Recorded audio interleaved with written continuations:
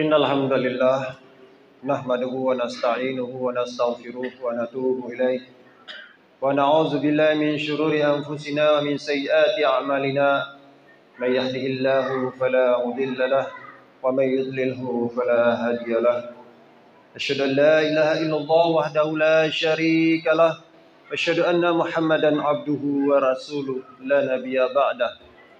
Allahumma salli ala Sayyidina Muhammad wa ala alihi wa sahbihi ajma'in, amma ba'du, fa ya ibadallah usikum wa iyaya bitaqwallah faqad fazal muttaqun. Faqala Allah ta'ala fi kitabihil karim, a'udzu billahi minasy syaithanir rajim, ya ayyuhalladzina amanu taqullaha haqqa tuqatih ولا تموتن إلا وأنتم مسلمون يا أيها الناس اعبدوا ربكم الذي خلقكم والذين من قبلكم لعلكم تتقون صدق الله العظيم. Saudaraku kaum muslimin sidang jamaah Jumat yang semoga dirahmati oleh Allah Subhanahu wa taala. Marilah kita tingkatkan keimanan dan ketakwaan kita kepada Allah Azza wa Jalla. Karena hanya dengan berbekal iman dan takwalah kita mampu menyongsong hari-hari kita agar menjadi lebih baik, agar selalu mendapatkan hidayah petunjuk dari Allah Subhanahu wa taala dan mendapatkan keridhaan darinya. Marilah kita bersyukur atas segala nikmat yang telah diberikan olehnya kepada kita. Segala anugerah yang telah Allah anugerahkan kepada kita, baik nikmat yang kita sadari kehadirannya maupun nikmat yang terluput dari kita mensyukurinya karena kita tidak sadar atas hadiran nikmat dari Allah Subhanahu wa taala tersebut. Marilah kita selalu berselawat kepada Rasulullah sallallahu alaihi wasallam, terkhusus pada hari mulia ini, hari Jumat, yang mana kita selalu mengharapkan syafaat dari beliau. Bagaimana mungkin kita bisa mendapatkan syafaat dari Rasulullah sallallahu alaihi wasallam kalau kita tidak pernah berselawat kepada beliau? Ditambah lagi kita meninggalkan sunnah-sunnah beliau. Saudaraku kaum muslimin yang dirahmati Allah Subhanahu wa taala. Marilah kita mulai Jumat kita hari ini dengan sebuah ungkapan. Sebelum jauh-jauh kita mencari solusi atas segala permasalahan yang menimpa kita, mari kita perbaiki kualitas salat kita. Kenapa dengan salat? Kenapa tidak dengan yang lainnya? Allah Subhanahu wa taala berfirman di dalam surat Al-Ma'arij bahwa kita ini diciptakan oleh Allah dalam keadaan berkeluh kesah. Ditimpa musibah kita mengeluh, diberi kebaikan kita lupa, kita menjadi kikir. Illal musallin, kata Allah, kecuali orang-orang yang salat. Innahum ala salatihim daimun, mereka yang selalu kekal tetap menjalankan salatnya. Allah Subhanahu wa taala berfirman di dalam surah Al-Mu'minun ayat pertama hingga ayat 9. A'udzu billahi minasyaitonir rajim. Bismillahirrahmanirrahim. Qad aflahal mu'minun. Ibnu Katsir di dalam tafsirnya mengatakan, ketika Allah telah selesai menciptakan surga Aden, lalu Allah menghiasi surga tersebut dengan tanaman-tanaman. Lalu Allah mengatakan kepada Jannatul Aden, bisyaralah, bisyaralah wahai surga. Lalu surga tersebut berbicara, mengatakan, sungguh beruntung orang-orang beriman. Maka saudaraku kaum muslimin yang dirahmati Allah Subhanahu wa taala, yang pertama dan yang paling utama kita miliki adalah iman dalam hati kita.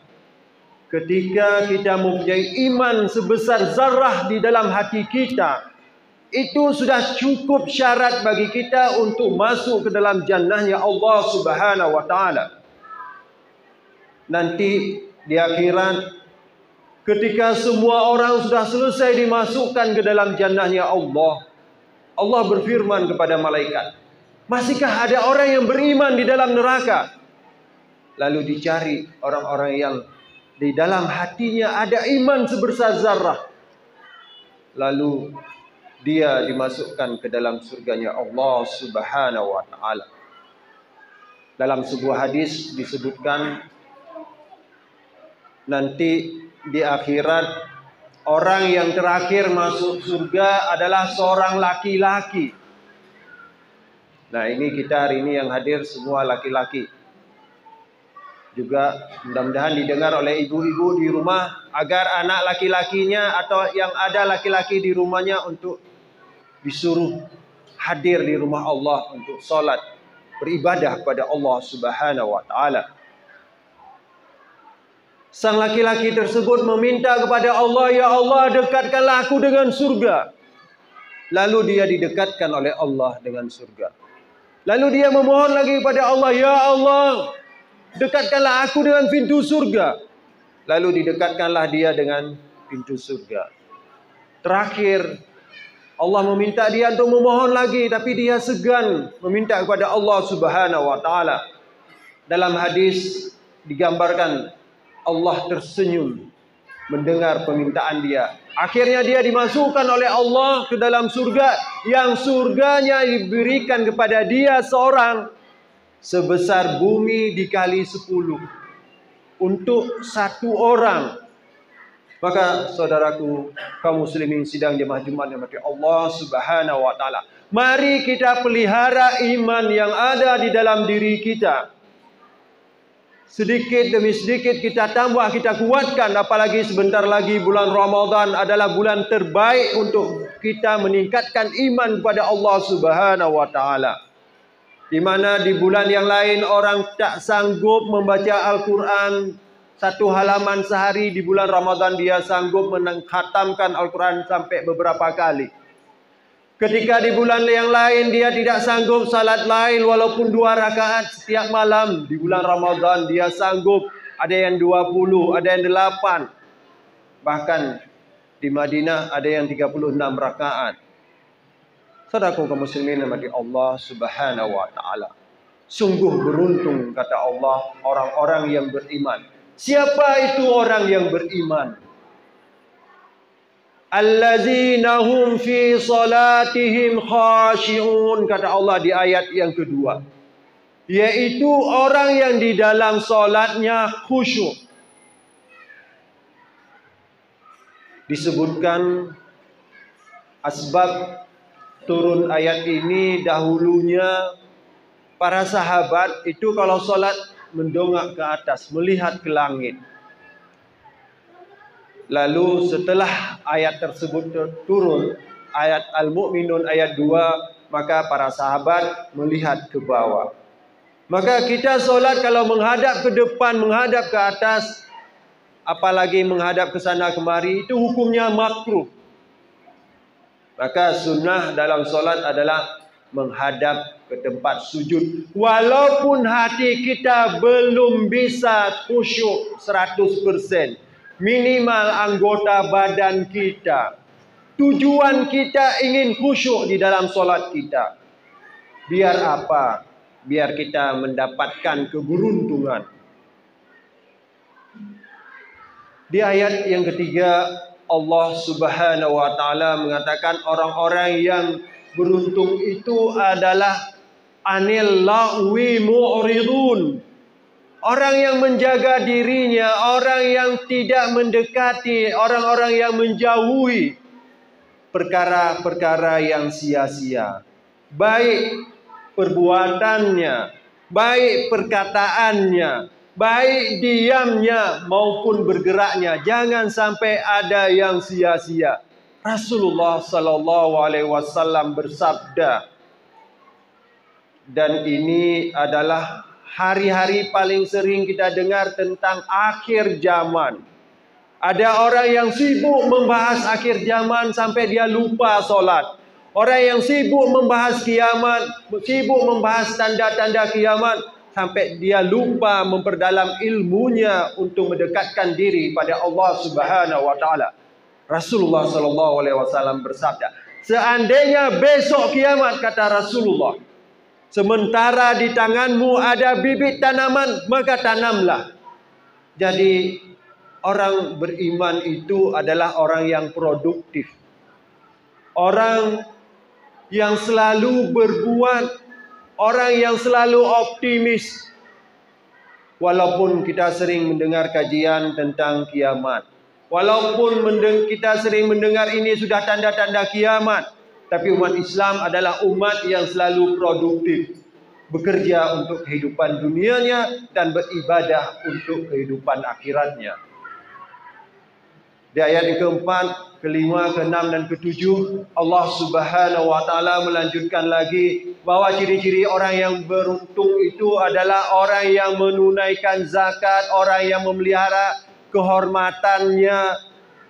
Dan di ayat yang ke-8 Allah mengatakan orang yang amanah.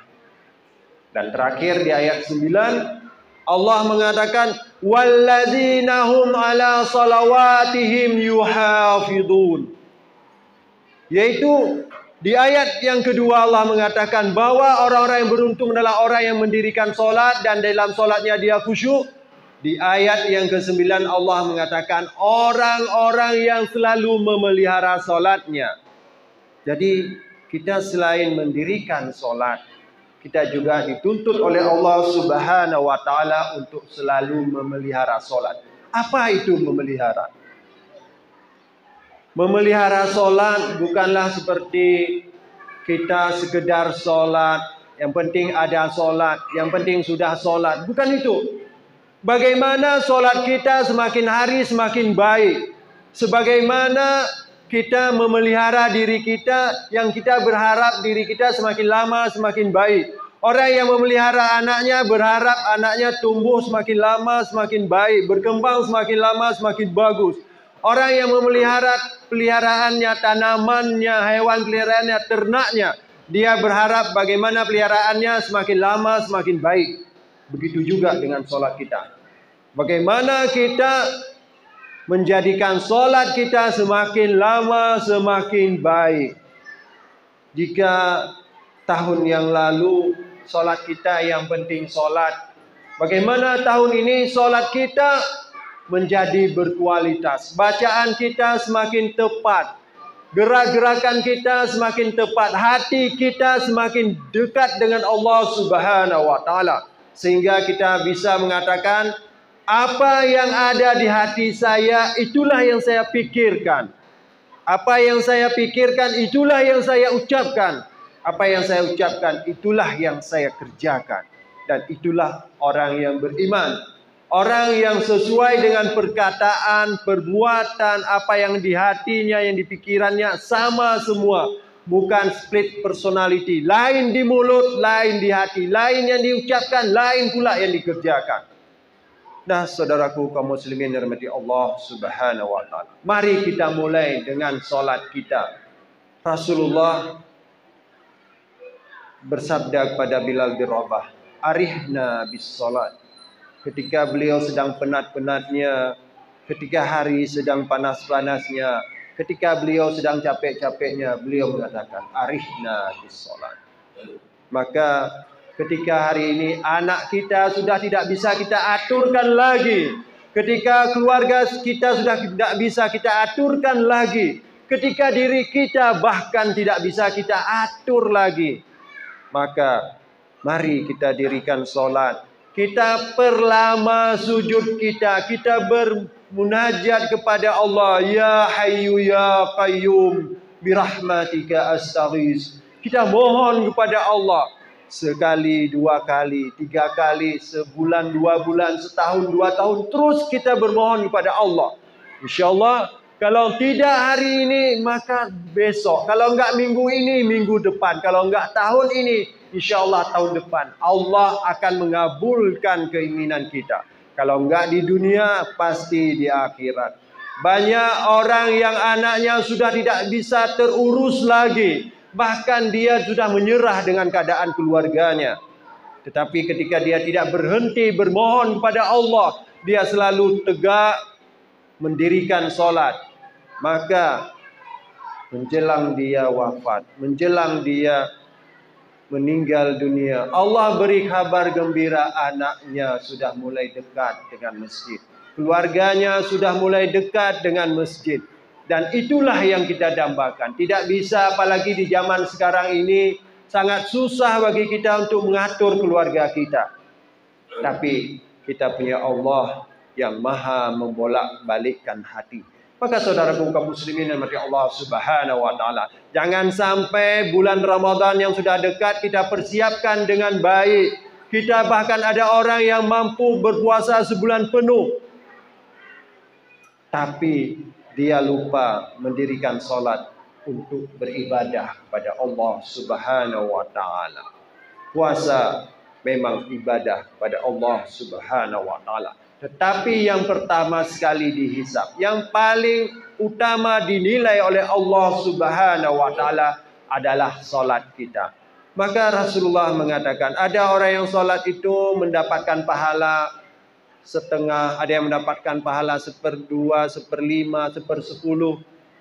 Maka saudaraku, walaupun hari ini kita mendapatkan pahala dari salat 1/10 misalnya, sangat sedikit kita mendapatkan pahala. Tapi terus kita tingkatkan kualitas salat kita. Gerakan-gerakan kita. Kita pelajari hadis-hadis yang berkenaan dengan sifat-sifat salat Nabi. Kita pelajari bacaan-bacaan salat Nabi. Kita pelajari semuanya insyaAllah. Enggak hari ini, minggu depan, enggak minggu depan, bulan depan. Kalau enggak tahun depan, insyaAllah salat kita akan semakin baik. Ketika salat kita semakin baik, maka segala permasalahan yang harus kita ingat, semua manusia itu diuji oleh Allah Subhanahu wa taala. Tidak kaya, tidak miskin, tidak pejabat, tidak pun rakyat biasa, semua mendapatkan ujian dari Allah Subhanahu wa taala. Namun ketika kita tegak berdiri beribadah kepada Allah, kita salat minimal 5 kali sehari semalam. Kita tambah dengan rawatib kita tambah dengan duha dan tahajud kita. InsyaAllah masalah-masalah itu tidak menjadi persoalan yang begitu besar bagi kita. Kenapa? Ketika kita menghadap Allah, kita mengatakan Allahu Akbar, Allah yang maha besar. Segala sesuatu yang selain Allah adalah tidak bernilai sedikit pun di sisi Allah Subhanahu wa taala. Maka sebagai kesimpulan dari khutbah singkat kali ini, maka mari kita kembali kepada diri kita. Kita kembali kepada solat kita. Kita kembali kepada hati kita. Bagaimana hadirnya kita di masjid untuk solat, begitu juga hadir hati kita untuk mendirikan solat menghadap Allah Subhanahu wa taala. Inna solati wa nusuki wa mahyaya wa mamati lillahi rabbil alamin. Salat kita, ibadah kita, kurban kita, hidup kita, mati kita, duduk kita, berdiri kita, apapun yang kita lakukan, tidak lain tidak bukan karena Allah Subhanahu wa taala. InsyaAllah itulah yang akan menghantarkan kebahagiaan dalam diri kita. Itulah yang menghantarkan segala permasalahan yang ada dalam hidup kita menjadi terurai, sehingga kita bisa menyelesaikan persoalan demi persoalan, permasalahan demi permasalahan.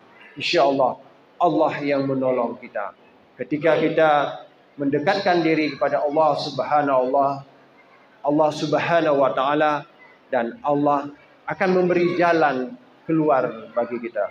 Wallahu a'lam bishawab. Barakallahu li wa lakum fi kitabil karim wa nafa'ani wa iyyakum bima fihi minal ayati wa dzikril hakim wa taqabbala minni wa minkum tilawatahu innahu ghafurur rahim.